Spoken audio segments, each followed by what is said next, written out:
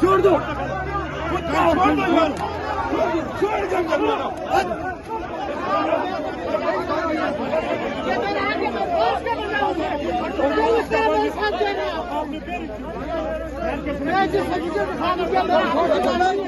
इमरान खान की खातिर मेरी जान चली जाए, मुल्क की खातिर मेरी जान चली जाए, अवाम की खातिर मेरी जान चली जाए, मैं कोई परवाह नहीं करता हूँ।